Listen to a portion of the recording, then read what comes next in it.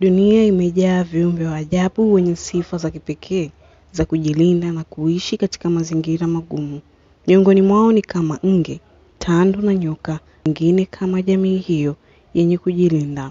Na leo kuna kiumbe anayefahamika kama Bombardier Beetle. Ni mdudu wa kipekee anayejulikana kwa uwezo wa kurusha kemikali zenye joto kali kama njia ya kujilinda dhidi ya adui. Mdudu huyu anayewashangaza wanasayansi kwa mfumo wake tata wa kujihami unaofanana na silaha ya kemikali ya asili. Huyu ni aina ya mende, ambapo kuna zaidi ya spishi 500 za mende wanaopatikana katika maeneo mbalimbali duniani. Wadudu wa aina hii wana muonekano tofauti kulingana na spishi, lakini kwa kawaida wana mwili mrefu. Wadudu wa aina hii wana muonekano tofauti kulingana na spishi, lakini kwa kawaida wana mwili mrefu wenye urefu wa milimita 5 hadi milimita 30.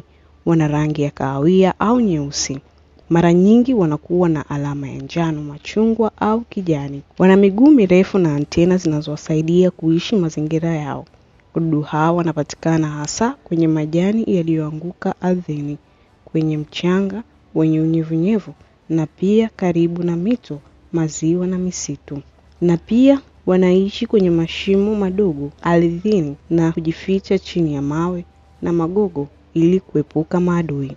Mende huyu amejifunza kujikinga kwa mbinu ya kushangaza badala ya kung'ata na kukimbia. Mende huyu amejifunza kujikinga kwa mbinu ya kushangaza badala ya kung'ata na kukimbia.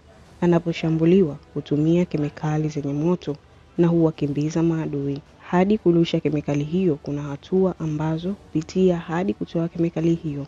Hatua ya kwanza, kwa kutunza kemikali mwilini. Ndani ya mwili wake mdudu huyu huhifadhi kemikali muhimu ya hydroquinone na hydroperoxide. Kemikali hizi hazichanganywi mpaka anapohisi hatari. Hatua ya pili, kwa kuchanganya kemikali. Hatua ya pili, kwa kuchanganya kemikali kwa kulipua. Anapohisi tishio, kemikali hizi zinachanganywa katika chumba maalum mwilini mwake. Hii husababisha myeyuko wa kemikali 100 nyuzi za sentigredi sawa na mchemsho wa maji na kutoa kwa kasi kubwa. Hatua ya tatu, kwa kurusha maji yenye moto kwa kasi. Maji yenye moto hutoa kupitia tundu maalum lililo mwilini mwake kwa nguvu kubwa. Maji haya yanaweza kupigwa kwa adui hadi mara 500 kwa sekunde, jambo ambalo linasababisha mshangao na hofu kwa anayeshambulia. Maadui wengi wakijaribu kushambulia hujikuta wakitoroka kwa haraka. Mdudu huyu hajamundia binadamu madhara makubwa, lakini ukimgusa vibaya anaweza kukutemea maji yake ya moto ambayo yanaweza kusababisha kuwashwa kwa ngozi.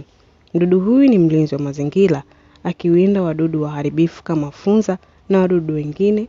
Mdudu huyu ni mlinzi wa mazingira, akiwinda wadudu waharibifu kama funza na wadudu wanaokula mimea. Bombardier Beetle ni mdudu mmoja mwenye uwezo wa kipekee wa kujihami. Uwezo wake wa kutumia kemikali kujilinda ni mfano